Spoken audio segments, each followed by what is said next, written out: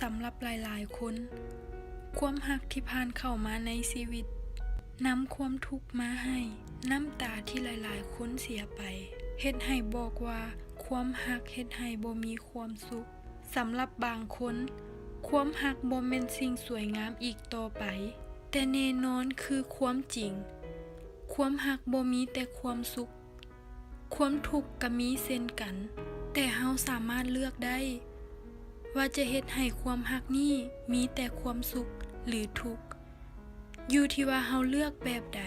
มื้อนี้ค่อยมีความรักแบบผู้หญิงสลาดมาฝากผู้ชายที่แสนดีบ่จำเป็นต้องรอ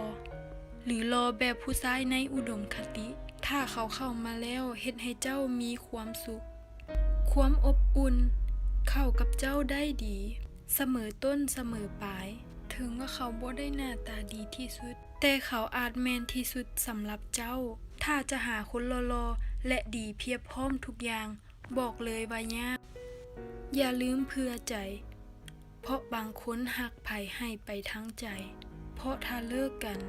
ก็บ่เหลือหยังแล้วแม้แต่จะหักตัวเองเพราะทุ่มเททั้งใจที่มีให้เขาฉะนั้นหักไผอย่าลืมหักตัวเองก่อนเพราะบ่มีไผจะอยู่กับเฮาได้ดนเท่ากับตัวเฮาเองต่างฝ่ายต้องเอาใจกันช่วยเหลือซึ่งกันและกันมอบความรักให้อีกฝ่ายแบบเท่าเทียมกันบ่หลายจนเกินไปบ่น้อยจนเกินไปนั่นแหละคือสิ่งที่ดีที่สุดเจ้าบ่มีมือที่จะเปลี่ยนผู้ชายได้อย่าเอาความรู้สึกของตัวเองเป็นที่ตั้งอย่าพยายามไปเปลี่ยนตัวตนของเขาในแบบที่เจ้าต้องการ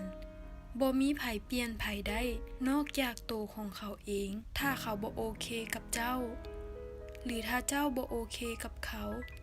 เจ้าก็เพียงแต่ก้าวออกมาเก็บกำลังกายกำลังใจและเวลาอันมีค่าแทนที่จะสูญเสียไป